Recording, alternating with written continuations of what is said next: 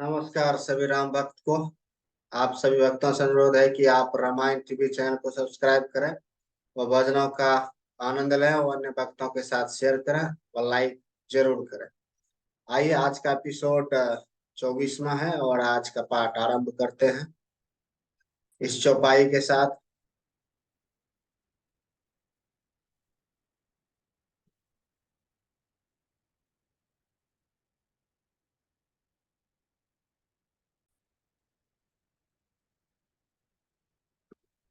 आइए, चौपाई है।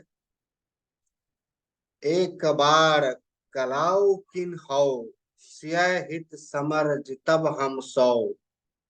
यह सुनी अवर महीपि मुस्काने, धर्मशील हरि भक्त सया। काल ही क्यों न हो, एक बार तो सीता के लिए उसे भी हम युद्ध में जीत लेंगे। यह घमंड की बात सुनकर दूसरे राजा, जो धर्मात्मा, हरिभक्त और सयाने थे, मुस्कुराए। आइए सोहा। सिय बिहाव राम गर्भ, पूरी करे निरपन के। अजीति कोसक संग्राम, दशरथ के रणबंको। उन्होंने कहा, राजाओं के गर्व दूर करके जो धनुष किसी से नहीं टूट सकेगा, उसे तोड़कर श्री रामचंद्र जी सीता जी को ब्याएंगे। रही युद्ध की बात, सो महाराज दशरथ के रहन में बांके पुत्रों को युद्ध में तो जीत ही कौन सकता है। आइए चौपाई है। व्यर्थ मरहूं जाने गाल बजाए, मन मोदक किन्हीं की भूख बुताए। सिख हमारी सुनी परम पुनीता, जगदम्बा जानहु ज्यों सीता।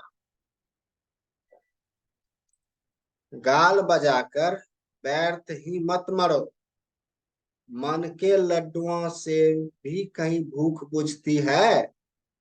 हमारी परम पवित्र निष्कपट सीख को सुनकर सीता जी को अपने जी में साक्षात जगजननी समझो। उन्हें पत्नी रूप में पाने की आशा एवं लालसा छोड़ दो। जगत पिता रघुपति ही विचारे, हरि लोचन छवि लेहु निहारे। सुंदर सुखद सकल गुण राशि, ऐ दो बंधु शंभूर वासी। और श्री रघुनाथ जी को जगत का पिता परमेश्वर विचार कर नेत्र भरकर उनकी छवि देख लो। ऐसा अवसर बार बार नहीं मिलेगा। सुंदर सुख देने वाले और समस्त गुणों की राशि, ये दोनों भाई शिव जी के हृदय में बसने वाले हैं। स्वयं शिव जी भी जिन्हें सदा हृदय में छिपाए रखते हैं, वे तुम्हारे नेत्रों के सामने आ गए हैं। सुधा समुद्र समीप बिहाई, मृग जल निरिख मर कत ढाई। करहु जाई जा कहूँ जोई भावा, हम तो आजू जन्म फल पा। समीप आए भगवान दर्शन रूप, अमृत के समुद्र को छोड़कर तुम जग जननी जानकी को पत्नी रूप में पाने की दुर्सा रूप मिथ्या मृग जाल को देखकर दौड़कर क्यों मरते हो। फिर भाई, जिसको जो अच्छा लगे वही जाकर करो। हमने तो श्री रामचंद्र जी के दर्शन करके आज जन्म लेने का फल पा लिया, जीवन और जन्म को सफल कर लिया। अस कही भले भूप अनुरागे, रूप अनुरूप विलोकन लागे। देख ही सुर नभ चढ़े विमान, बरसहि सुमन करिहें कलगन। ऐसा कहकर अच्छे राजा प्रेम मग्न होकर श्री राम जी का अनुपम रूप देखने लगे। मनुष्यों की तो बात ही क्या, देवता लोग भी आकाश से विमानों पर चढ़े हुए दर्शन कर रहे हैं और सुंदर गान करते हुए फूल बरसा रहे। आइए दोहा है, उससे पहले आप सभी राम भक्त से आग्रह है कृपया इस चैनल को सब्सक्राइब करें। अगर आप फेसबुक, लिंक्डइन, ट्विटर पर देख रहे हैं तो फॉलो करें। आइए दोहा का पाठ करते हैं। जानी सुअवसर सियई तब पठाई जनक बोलाई, चतुर सखी सुंदर सखल सादर सादर चली लावाई। तब सुअवसर जानकर जनक जी ने सीता जी को बुला, सब चतुर और सुंदर सखियां आदर पूर्वक उन्हें लिवा चली। सियाए शोभा नहीं जाई बखानी, जगदम्बिका रूप गुण खानी। उपमा सकल मोहि लघु लागी, प्राकृत नारी अंग अनुराग। रूप और गुणों की खान जग जननी जानकी जी का शोभा का वर्णन नहीं हो सकता। उनके लिए मुझे काव्य की सभी उपमाएं तुच्छ लगती हैं, क्योंकि वे लौकिक स्त्रियों के अंगों से अनुराग रखने वाली है, अर्थात जो जगत की स्त्रियों के अंगों को दी जाती है। काव्य की उपमाएं सब त्रिगुणात्मक माय की जगत से ली गई है।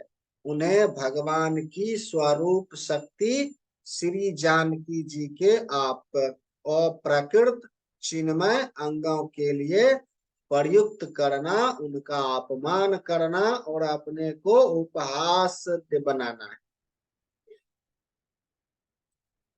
सियाय वर्णी ते उपमा दे, तू कभी कहाई अजु अजसू को ले।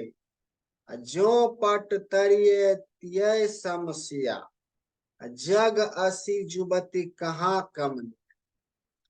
सीता जी के वर्णन में उन्हीं उपमाओं को देकर कौन कुकवि कहलाए और अपयश का भागी बने। अर्थात सीता जी के लिए उन उपमाओं का प्रयोग करना सुकवि के पद से च्युत होना और अपकीर्ति मोल लेना।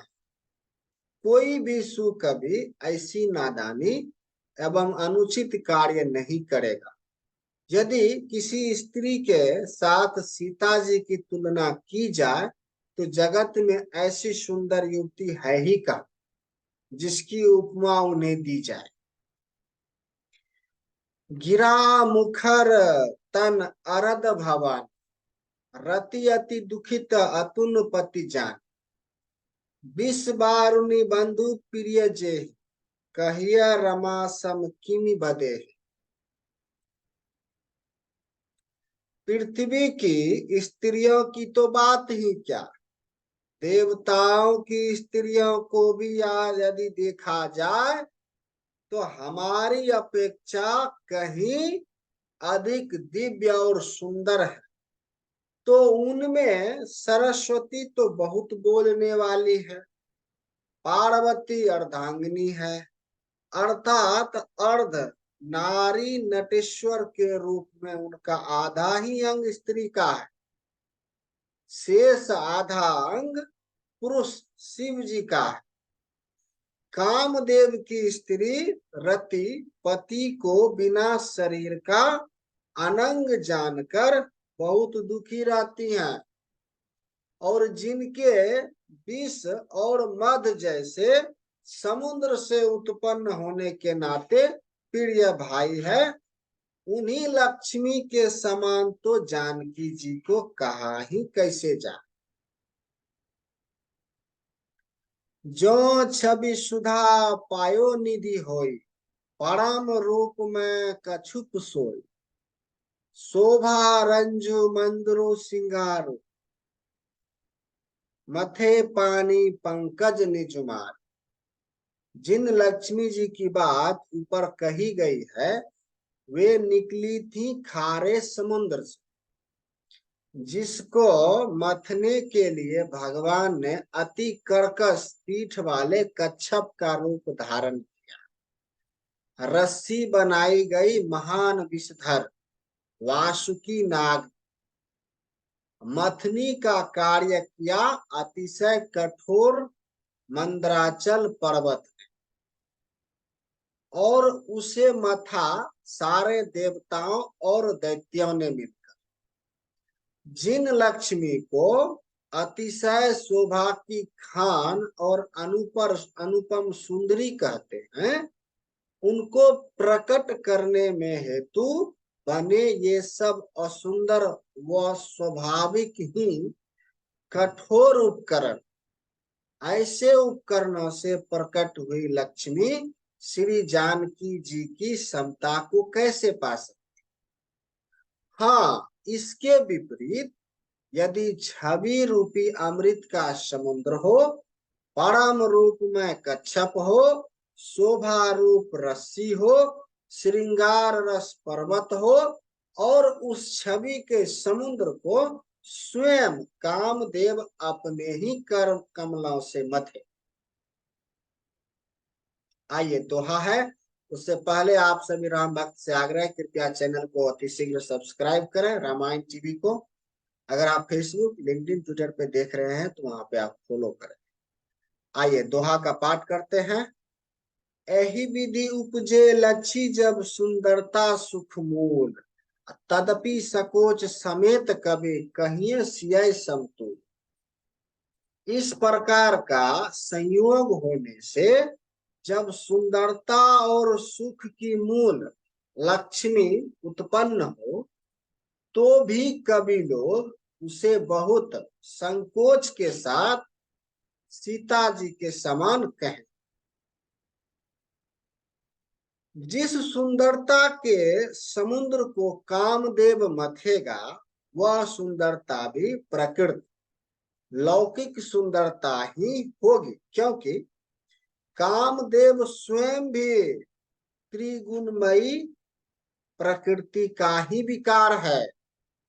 अतः उस सुंदरता को मत कर प्रकट की हुई लक्ष्मी भी उपर्युक्त लक्ष्मी की अपेक्षा कहीं अधिक सुंदर और दिव्य होने पर भी होगी प्रकृति ही।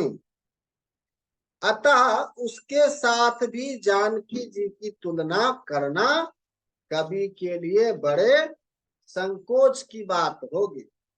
अतः जिस सुंदरता से जानकी जी का दिव्यतीत दिव्य परम दिव्य विग्रह बना है, वह सुंदरता उपर्युक्त सुंदरता से भिन्न अप्रकृत है। वस्तुतः लक्ष्मी जी का अप्रकृत रूप भी यही है। वह कामदेव के मथने में नहीं आ सकती है, और वह जानकी जी का स्वरूप ही है। अतः उनसे भिन्न नहीं है, और उपमा दी जाती है भिन्न वस्तु के साथ। इसके अतिरिक्त जानकी जी प्रकट हुई हैं स्वयं अपनी महिमा से।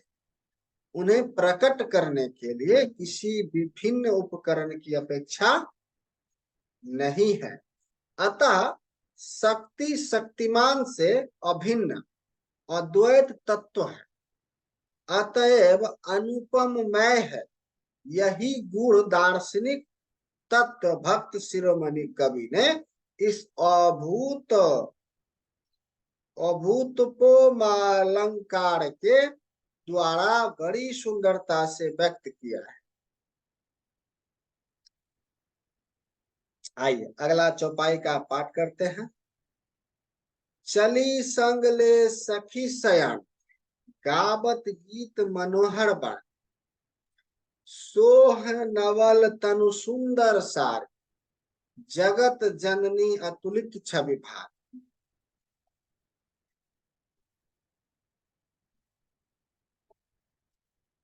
सयानी सखियां सीता जी को साथ लेकर मनोहर वाणी से गीत गाती हुई चली। सीता जी के नवल शरीर पर सुंदर साड़ी सुशोभित है। जग जननी की महान छवि अतुलनीय है। भूषण सकल सुदेश सुहाए, अंग अंग रच सकहिन बनाए। रंग भूमि जब सिंह पग उधारी, देखी रूप मोह नर नार।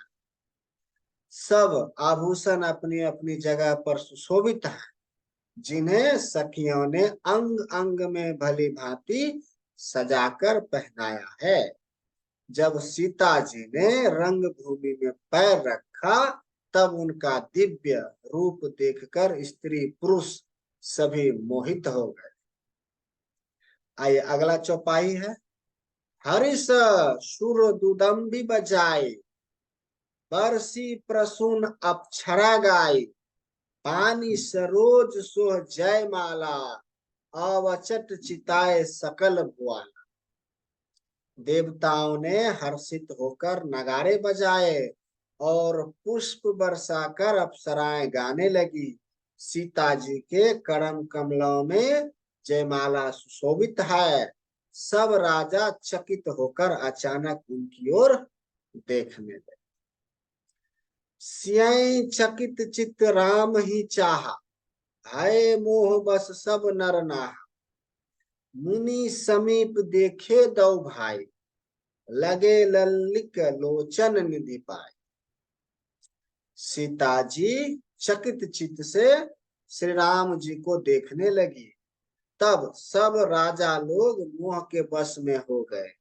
सीता जी ने मुनि के पास बैठे हुए दोनों भाइयों को देखा, तो उनके नेत्र अपना खजाना पाकर ललचाकर वहीं श्री राम जी में जा लगे, स्थिर हो। आइए दोहा है। गुरुजन लाज समाजु बर, देखी सिय सकुचानी। लागी बिलोकन सखिन्न तन, रघुबीर ही उड़ान। परंतु गुरुजनों की लाज से तथा बहुत बड़े समाज को देखकर सीता जी सकुचा गई। वे श्री रामचंद्र जी को हृदय में लाकर सखियों की ओर देखने लगे। राम रूप अरुषिय छवि देखे, नर नारिन परिहरि निमेष। सोचहि सकल कहत सकुचाई, विभीषण बियन करही मन माय। श्री रामचंद्र जी का रूप और सीता जी की छवि देखकर स्त्री पुरुष ने पलक मारना छोड़ दिया। सब एक टक उन्हीं को देखने लगे। सभी अपने मन में सोचते हैं पर कहते सकुचाते हैं। मन ही मन वे विधाता से विनय करते हैं। क्या करते हैं विनय? आइए इस चौपाई से स्पष्ट हो। हर विधि भोगी जनक जरताई, मति हमारे असिध ही सुहाई। बिनु विचार पन तज नर नाह, सिय राम कर करे विवाह। हे विधाता, जनक की मूढ़ता को शीघ्र हर लीजिए और हमारी ही ऐसी सुंदर बुद्धि उन्हें दीजिए कि जिससे बिना ही विचार किए राजा अपना परण छोड़कर सीता का विवाह राम जी से कर दे। जुग भल कहीं भाव सब काहो, हट किन्हे अतहु उड़दाह। यही लालसा मगन सब लोगों, बारो सवारो जानकी जो। संसार उन्हें भला कहेगा, क्योंकि यह बात सब किसी को अच्छी लगती है। हट करने से अंत में भी हृदय जलेगा। सब लोग इसी लालसा में मग्न हो रहे हैं कि जानकी जी के योग्य वर तो यह सांवला है। तब बंदी जन जनक बुलाए, विरीदावली कहत चली आए, कह निरपहु जाई कहु पन मोरा, चले भाट हिय हरसू न थोड़ा। तब राजा जनक ने बंदी जन भाटों को बुलाया। वे बिरुदावली वंश की कीर्ति गाते हुए चले आए। राजा ने कहा, जाकर मेरा परन सब कहो। भाट चले, उनके हृदय में कम आनंद न था। आइए दोहा है। उससे पहले आप सभी राम भक्त से आग्रह, कृपया चैनल को सब्सक्राइब करें। और आइए दोहा का पाठ करते हैं। बोले बंदी बचन बर सुनहु सकल महिपाल, पन विदेह कर कही हम भुजा उठाई विशाल। भाटों ने श्रेष्ठ वचन कहा, हे पृथ्वी की पालन करने वाले सब राजागण, सुनिए। हम अपनी भुजा उठाकर जानकी जी का विशाल पड़न कहते हैं। क्षमा कीजिएगा, जनक जी का विशाल पड़न कहते हैं।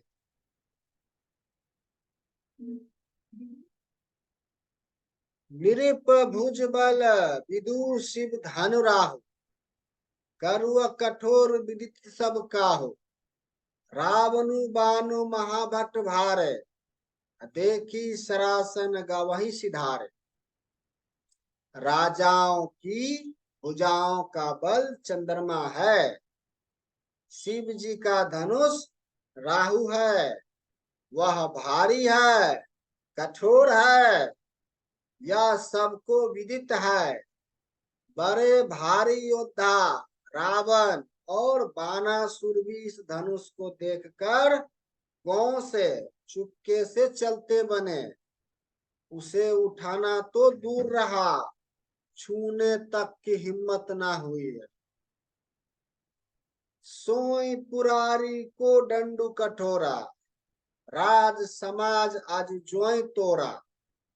त्रिभुवन जय समेत बदेहि, बिनहि विचार बरई हटते ही। उसी शिव जी के कठोर धनुष को आज इस राज समाज में जो भी तोड़ेगा, तीनों लोकों की विजय के साथ ही उसको जनक जानकी जी बिना किसी विचार के हठ पूर्वक वरण करेंगे। आइए चौपाई है। सुनिपन सकल भूप अभिलाष, भठ मानी अतिशय मन माखे। परीकर बांधी उठे अकुलाई, चले इष्ट देवन सिरनाय। पढ़न सुनकर सब राजा ललचा उठे।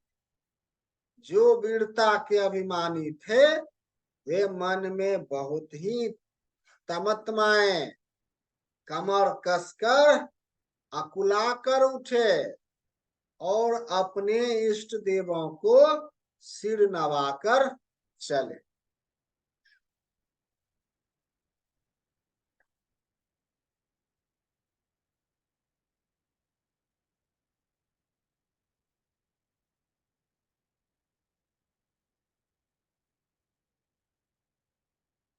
टमकी ताकी ताकी शिव धनु धरहि, उठाई न कोटि भांति बल करहि। जिनके कछु विचार मन माही, चाप समीप महीप न जाए। वे तमक कर बड़े ताव से शिव जी के धनुष की ओर देखते हैं और फिर निगाह जमाकर उसे पकड़ते हैं। करोड़ों भांति से जोर लगाते हैं, पर उठता ही नहीं। जिन राजाओं के मन में कुछ विवेक है, वे धनुष के पास ही नहीं जाते। आइए दोहा का पाठ करते हैं। तम की धरहि धनु मुड़, निरप उठै न चलई न जाय। मनहु पाई भट बाहुबल, अधिकु अधिकु गरुआय। वे मूर्ख राजा तमक कर किटकिटा कर धनुष को पकड़ते हैं, परंतु जब नहीं उठता तो लजाकर चले जाते हैं। मानो वीरों की भुजाओं का बल पाकर वह धनुष अधिक अधिक भारी होता जाता है। आइए चौपाई है। रूप सहस दस एक ही बारा, लगे उठावन टरई न टार, डगई न शंभु सरासन कैसे, कामी बचन सती मनु जैसे। तब 10,000 राजा एक ही बार धनुष को उठाने लगे, तो भी वह उनके टाले नहीं टलता। शिव जी का वह धनुष कैसे नहीं डिगता था, जैसे कामी पुरुष के वचनों से सती का मन कभी चलायमान नहीं होता। आइए चौपाई है।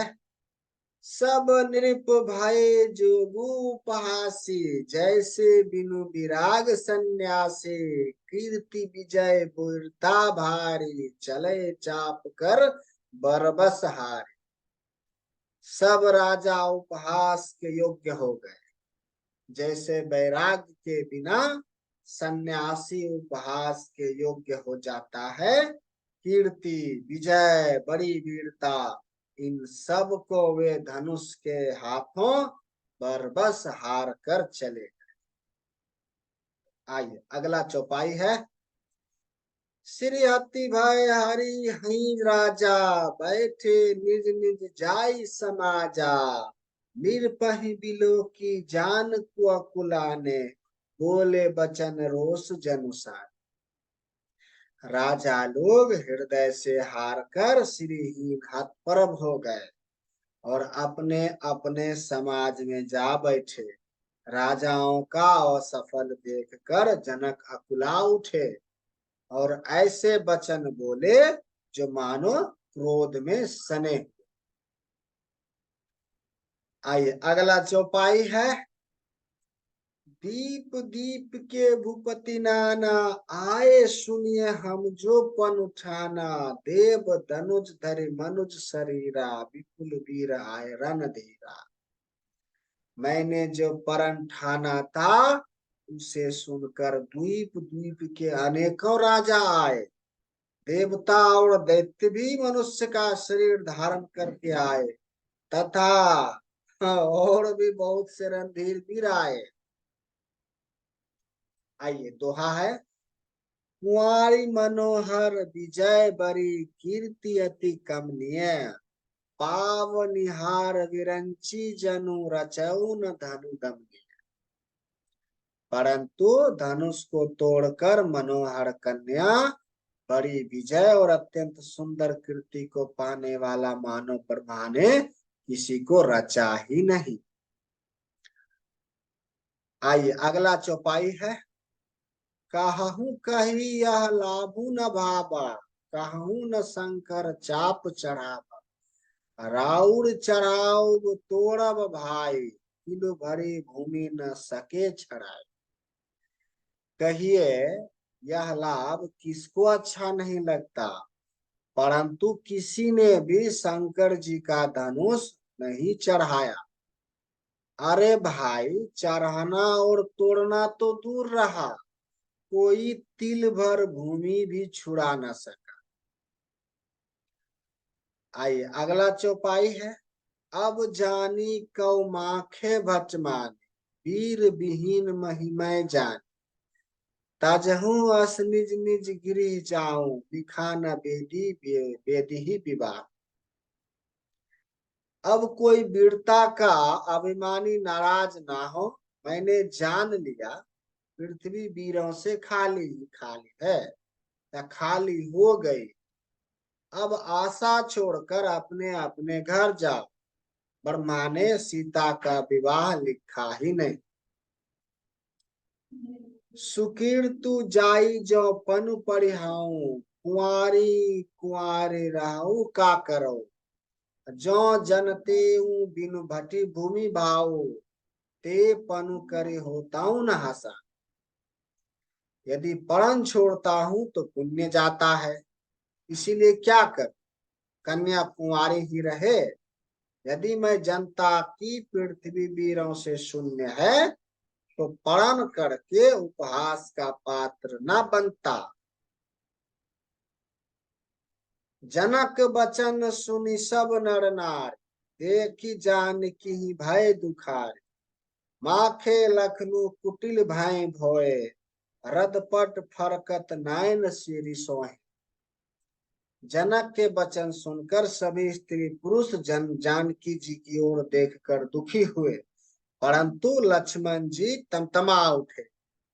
उनकी भौहें टेढ़ी हो गई, होठ फड़कने लगे और नेत्र क्रोध से लाल हो गए।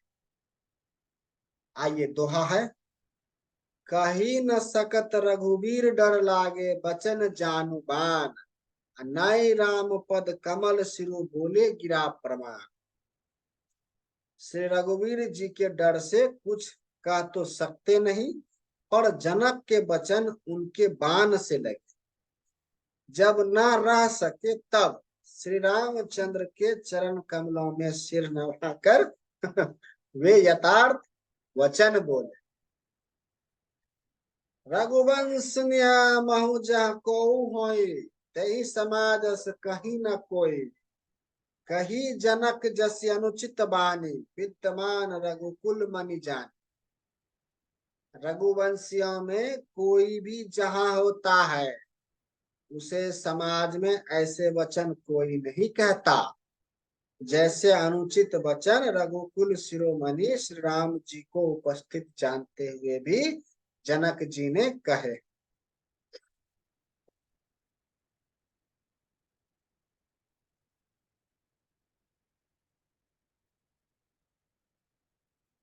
तुनहु भानुकुल पंकज भानु, कहो सुभाव न कछु अभिमान। जो तुमरी अनुशासन पावे, कंदुक इब ब्रह्मांड उठावे।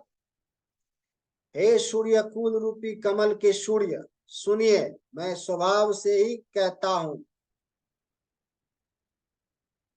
कुछ अभिमान करके नहीं। यदि आपकी आज्ञा पाऊं तो मैं ब्रह्मांड को गेंद की तरह उठा लूं। आइए अगला चौपाई है। काचे घट जिमी डरो फोड़े, सकऊं मेरु मूलक जिम तोड़ी। तब प्रताप महिमा भगवाना, को बापरो पिनाक पुराण। और उसे कच्चे घेरे की तरह फोड़ डालूं। मैं सुमेरु पर्वत को मूली की तरह तोड़ सकता हूं।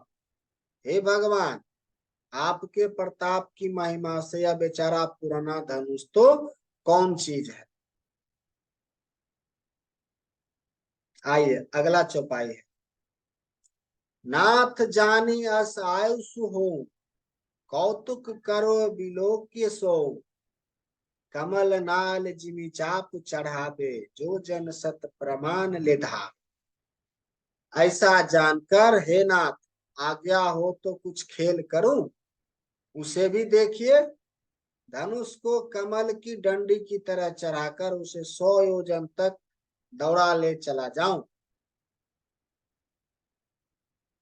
आइए दोहा है। तोड़ो छतरक दंड जिमी, तब प्रताप बलनाथ। जो न करो प्रभु पद, शपथ कर न धरो धनुभात। हे नाथ, आपके प्रताप के बल से धनुष को कुकुड़ मुत्ते बरसाती छत्ते की तरह तोड़ दूं। यदि ऐसा ना करूं तो प्रभु के चरणों की शपथ है, फिर मैं धनुष और तरकस को कभी हाथ भी न लगाऊंगा। लखन सकोप बचन जे बोले, डगमग नहीं मही दिग्गज डोले। सकल लोग सब भूप डेराने, सिय हिये हर्षु जनकु सकुचान। ज्यों ही लक्ष्मण जी क्रोध भरे वचन बोले कि पृथ्वी डगमगा उठी और दिशाओं के हाथ भी कांप गए।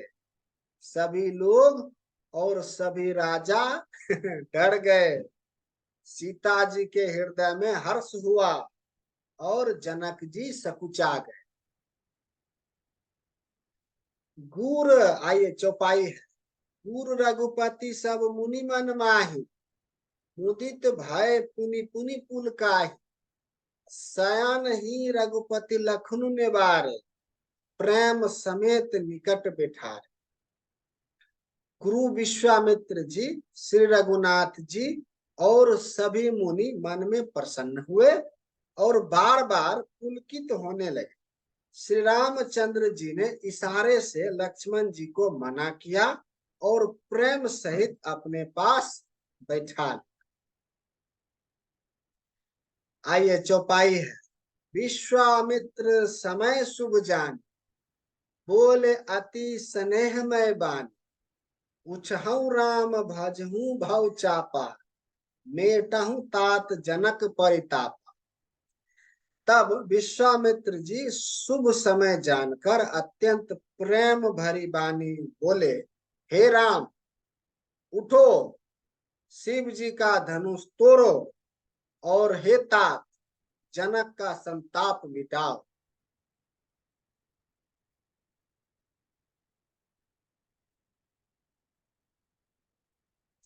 आइए आज का पाठ यहीं पर विराम देते हैं, आगे का पाठ अगले एपिसोड में करेंगे। तब तक के लिए सभी राम भक्त को